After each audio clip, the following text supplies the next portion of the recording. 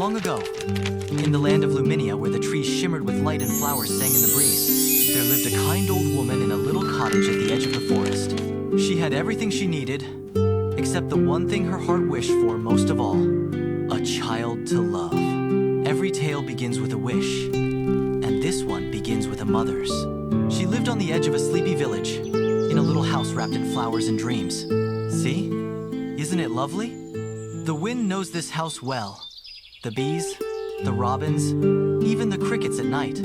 All the love in the world, and no little voice to call it home. Within the home lived Mother Mara, quiet, kind, and longing for someone to love. Each night, she would whisper her wish to the stars. Poppy sensed it first. A wish heard, her hands are clasped tightly, knuckles white, as she pours her heart out in silent prayer. Every night, she'd look for a sign, hoping the world had heard her heart. But this night felt different. A star began to fall. It danced across the sky like a spark from a dream, golden and bright. In that moment, something changed. Just as the sun warmed the earth, a fairy appeared. Mother's wish came true. The garden blossomed with life and promise. Plant this today, and your heart's wish will bloom by noon. Morning light bathes the cottage garden, casting dancing shadows as the day awakens. Excitement sparkling in her eyes, Mother Mara knelt down and planted the magical seed in the soft garden soil, her heart full of hope for the miracle that was about to grow. With patient hope, Mother Mara watched over the soil where the seed was planted, waiting for the first sign of life to appear. Days passed. She waited and waited. The next day, Mama Mara's little cottage basked in the soft morning light, calm and quiet, as if the world itself was holding its breath for something wonderful. My, oh my, the tulip has fully grown. Through the night's quiet magic, a single yellow tulip has fully emerged. The tulip's glowing petals gently opened, revealing a tiny girl as small as a thumb, delicate and full of wonder. With a heart full of love, Mother Mara carefully lifted the tiny girl from the tulip and whispered softly, "You shall be called Thumbelina." Inside the cozy cottage, Thumbelina's laughter dances through the air as she revels in her tiny world. Finding joy in the simplest things, like the smooth curve of a silver spoon, so small and bright, she waved her little hand, hoping to catch someone's eye, a tiny spark shining in a world much too big for her. Mother Mara reached high to gather cherries, their ruby-red sweetness just out of Thumbelina's tiny reach. Thumbelina is too small to pick the cherries, but she can pick the flowers. She was too small for the cherries, but the garden was her kingdom. Thumbelina ran beneath blossoms and leaves, laughing as the world towered around her, playing hide-and-seek beneath the mushrooms and leaves, hoping the birds will find her. I love to tell stories to anyone who will listen. The bees, the birds, they're the best listeners of all. Though tiny, Thumbelina took great care of the garden, tending the flowers and making sure every corner blossomed with life. In the quiet of night, Thumbelina sleeps peacefully within her walnut shell bed, a haven of petals and dreams. A miniature room Mother Mara has built for her tiny wonderland. She fit in the palm of her mother's hand, and from that day forward, the cottage was never quiet again. Mother Mara gathered the ripe cherries she had picked earlier and began baking a sweet cherry pie. Thumbelina waits patiently in her favorite teacup, cozy and safe, watching the kitchen fill with the sweet scent of cherries and warm spices. Nothing better than cherry pie. She eats in delight. There were no grand castles here, but love made the cottage feel like one. Can you read me my favorite bedtime story, please, Mother? As night settled softly, Mother Mara read Thumbelina's favorite tale, a story of a brave princess and a kind prince, filled with magic, adventure, and dreams waiting to come true. With each turning page, Mother Mara's voice wove a gentle spell, carrying Thumbelina into a world of wonder where princesses danced and dreams blossomed under starlit skies. One night, under a sky full of silver light, she followed a trail of falling stars. And there, in the quiet of the forest, stood a prince just her size, waiting. Do you think I'll meet a prince, Mama? Oh, my little blossom. The world is wide and full of wonders. And somewhere out there, someone is dreaming of you too. Mama, please lift me up to the sill with the book so I can dream of him. With a swoop of her hand, Mother Mara gently places Thumbelina up beside the windowsill and kisses her goodnight. If only I can find my own prince, the same size as me. She gushes. She turns the pages, each story a dream she carried close to her tiny heart. As the story lingered in her heart, Thumbelina began to dance, light as a petal, dreaming of the day she'd find a prince just her size to twirl her beneath the moon. Poppy heard something. She barked not her usual playful bark, but a warning. She gave a quick glance toward Thumbelina, then pointed her nose toward the edge of the garden. Something, or someone, was there. Oh no, Poppy. We must wake Mother. But it was too late. Before she could even run, the net closed around her. And there she was. Madam Croak, tongue out, eyes gleaming, utterly pleased with herself. To her, Thumbelina wasn't a girl. She was the perfect prize. Oh, what a fine little treasure, she hissed. You'll do nicely. Oh yes, very nicely indeed. Off she hopped, farther and farther, past lily-filled ponds and crooked trees, stealing Thumbelina away from the only home she'd ever known. And just like that, Thumbelina was taken far from home. Madam Croak trapped Thumbelina out the window, and off they go beneath a sky full of stars.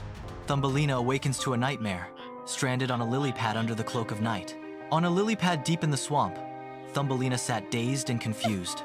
Thumbelina heard the whispered words. Madam Croak was setting her up to marry her son, trapping her deep in the swamp forever. With this clever plan, our family will grow stronger, and the little one will be theirs to rule the swamp for generations to come. The frogs gathered under the moonlight, celebrating the son's upcoming wedding. Tomorrow, he would marry Thumbelina, sealing their hold over the swamp for the long haul. No, this can't be happening. I will be trapped here forever. How will I ever escape? Beneath the silent depths, the golden fish heard her plea. Even the quietest creatures heard her heart. Tomorrow, you will be mine, and together, we will rule this swamp. My heart beats only for you, Mandy, and no one shall take what's meant to be. With a chorus of croaks and joyful leaps, the frogs dashed off to gather all the wedding preparation, leaves for decoration, flowers for garlands, and pebbles to shine under the moonlight. Oh no! I'm stuck! How am I going to get across these lily pads? Just as hope began to fade, the water beneath her stirred with purpose. One by one, gentle fish rose from the deep, circling her lily pad like little protectors. Thumbelina soared through the swamp like a streak of light jet-setting faster than any breeze. Carried by a river of liquid gold beneath her, rush faded into stillness. The lily pad kissed the earth, drenched, dazed. Every direction felt unknown. The cottage was gone. The swamp was behind her, and ahead was everything else. So, she took a breath, slow and steady, and let the stillness give her strength. Whatever lay ahead, she would face it. Step by step, Thumbelina walked forward, into a world that felt too big for someone so small, and yet, just strange enough to feel like it might be meant for her. For now, the land would be her home, wild and unfamiliar, but free. With her tummy full and her spirit still exploring, Thumbelina wandered through the land. In the light of the droplet, she saw something impossible. A boy just her size, smiling through a field of golden blooms. She thought she saw a prince, but it was an insect instead. No wings, not even an antenna. Teases, Mr. B. With a nervous giggle, Thumbelina ran as fast as her little legs could carry her away from the mean bee. But oops, one step too quick. Down she tumbles. A sophisticated ant appears. Let me help you up, my lady. Good day, Radiant Beauty. Ambrose here. Say, have we already met in my dreams? For the beautiful lady. Eddie, hit it. Let's give her a serenade she won't ever forget. He gives a poor performance. Thumbelina couldn't help but cringe, shrinking back, unsure how she should respond. Thank you, he says as he bows, blowing kisses. Never has the meadow seen such petal-perfect beauty, he says with hearts in his eyes. No wings to flutter, one sneered, eyes narrowing. No antennae to twitch, another jeered. How can she belong here? They whispered, their voices dripping with jealousy. She doesn't even have wings. How does she think she'll fly with us? A sharp-eyed bug stepped forward. Where are your wings? He demanded. And your antenna? You're not the kind we're used to. Are you even one of us? Thumbelina had had enough. With a steady salute and a spark in her eye, she turned away from the whispers and laughter, and through the meadow, light and free, still finding joy in the smallest wonders around her. Just beyond the flowers, the forest waited, mysterious and inviting, ready to share its own magic. The forest embraced her as daylight waned, wrapping shadows around the trees like a gentle quilt. Just as the last light faded, she spotted something curious tucked beneath the trees. Her eyes lit up. It wasn't just anything. It was something wonderful. An old boot, weathered by time, but safe. Its torn heel revealed a hollow space, just big enough for someone small to keep warm for the night. By morning, the forest had changed. Snow fell in soft silence, covering the world in white. The cold crept in quickly, and Thumbelina knew. She needed to find shelter, and soon. Then a door, hidden in the burrow. She didn't think twice.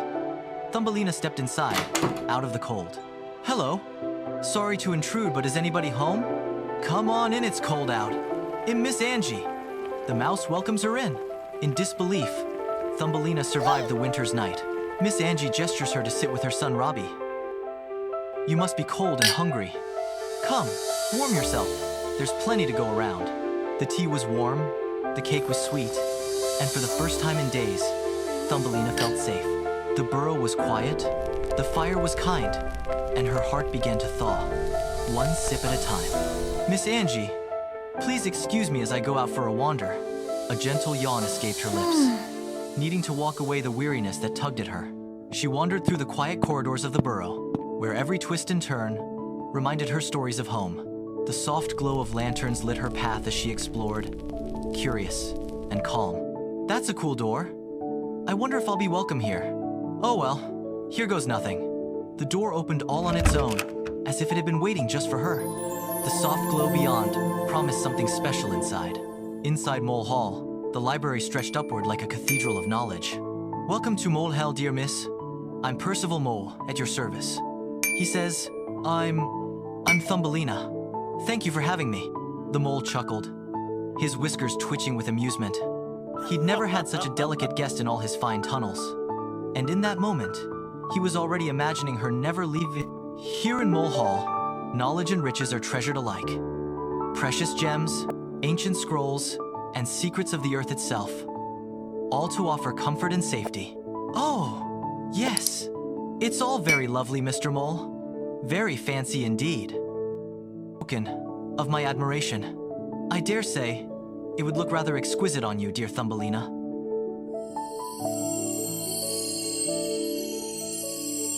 Thank you for the tea. The ring sure is shiny.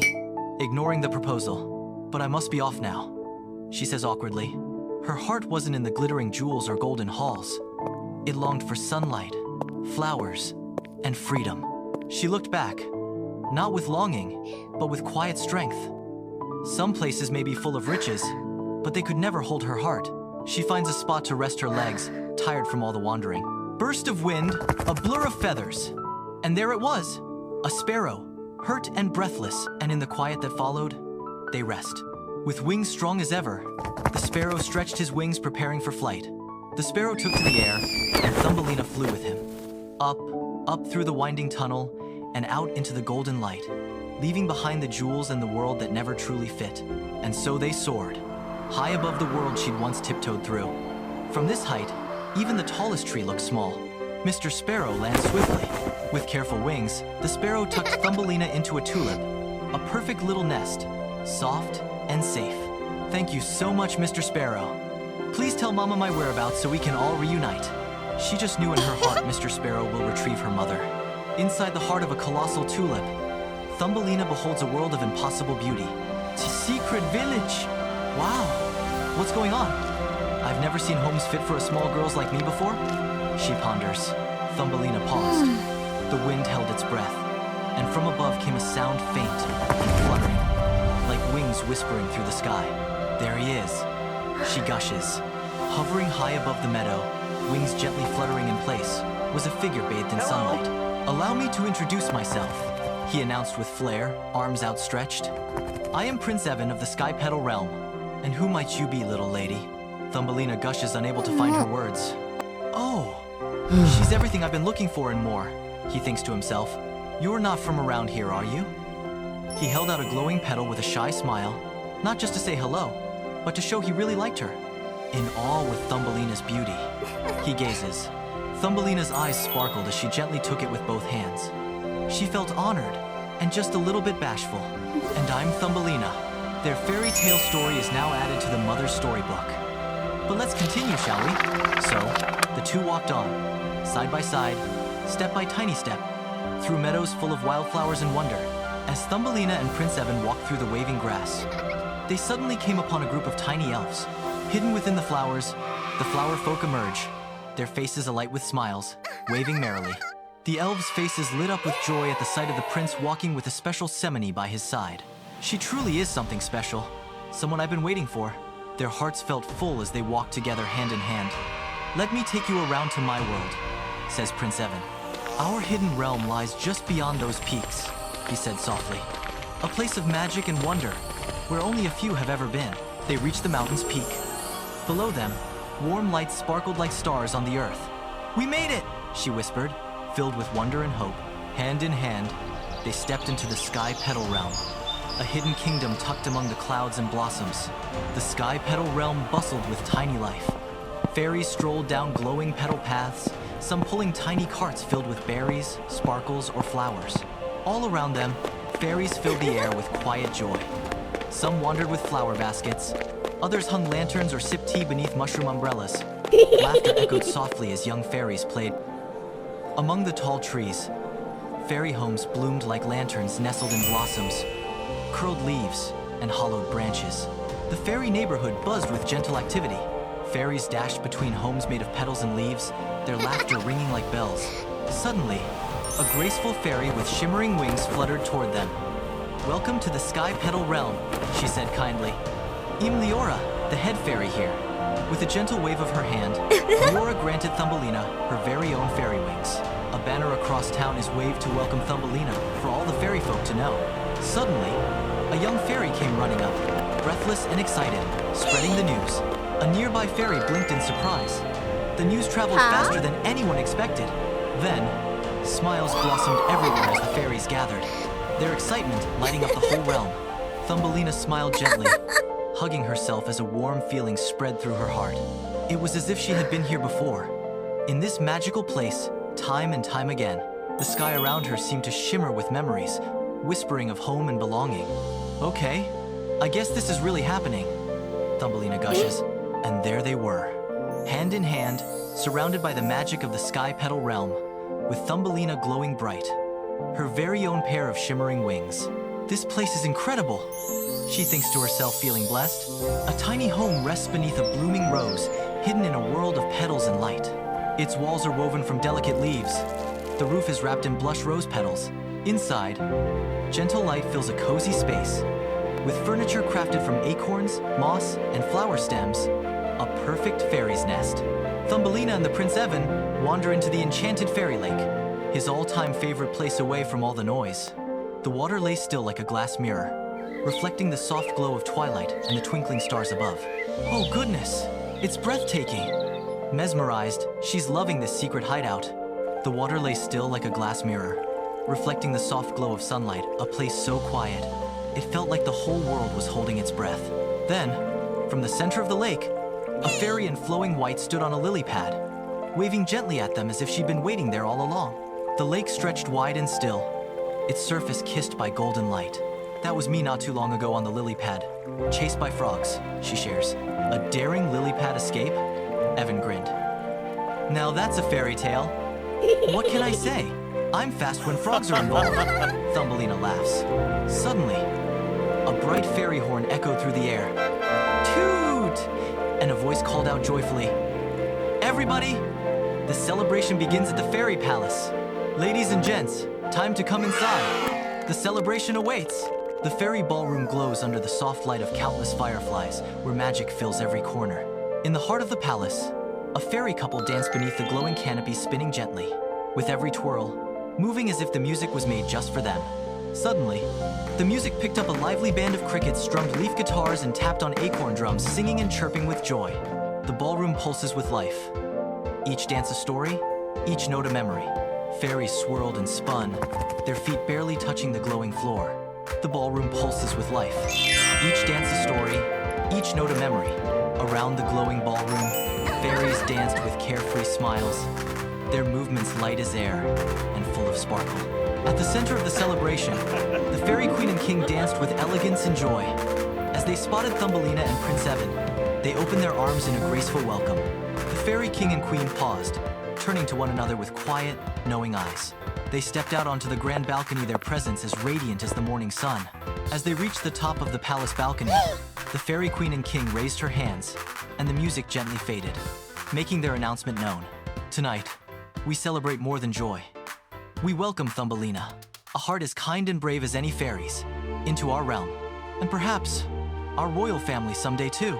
They turned to each other and hugged, grinning from ear to ear, wrapped in the magic of the moment and the promise of all that was to come.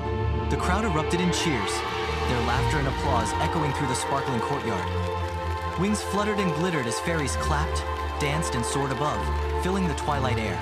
With joyful hearts, the fairies took to the sky, their wings shimmering like stars as they floated back to the dance floor, ready to celebrate late into the magical night. Hearing the cheers all around her, Thumbelina's heart swelled with happiness. She gave a joyful spin, her dress twirling like a flower in bloom, so grateful to be seen, to belong, and to be home. Their first dance becomes a silent conversation, lost in each other's eyes, a promise whispered in every step. With a smile and a sparkle in their eyes, they leaned in and shared their very first kiss. With a happy giggle, Thumbelina lifted the hem of her dress in a playful curtsy. Her dream of dancing with her prince beneath the starlit sky actually came to fruition. A sense of belonging washes over her, illuminating her face with newfound joy. And in that quiet moment, Thumbelina felt it in her heart she had found her place, and maybe even her happily ever after. But this was not the end of Thumbelina's journey. Just as new chapters begin, so too did a special visitor. Filled with excitement, they see Mr. Sparrow about to land. Thumbelina spread her new fairy wings wide for the very first time. I honored your wish, little one. So here it is. Oh, Mr. Sparrow, I knew I can always count on you. Mama, you found me, she says sweetly. And there she was, Mama Mara, watching from above, her heart full of love and pride. The missing piece to Thumbelina's puzzle. Of course, my little blossom. Wherever you go, I'll always be close by, watching over you with all my heart. And so, Thumbelina followed her heart, even when the path was strange and the world felt far too big. She learned that not everyone who offers a crown means well, but if you stay true to yourself, you'll always find your way. Thumbelina followed her heart, through twisty paths and strange faces, never losing who she was inside. And because she stayed true to her heart, it led her home, to where she was always meant to be. Because mothers always know their children are never too far. Sometimes, just one bee call away.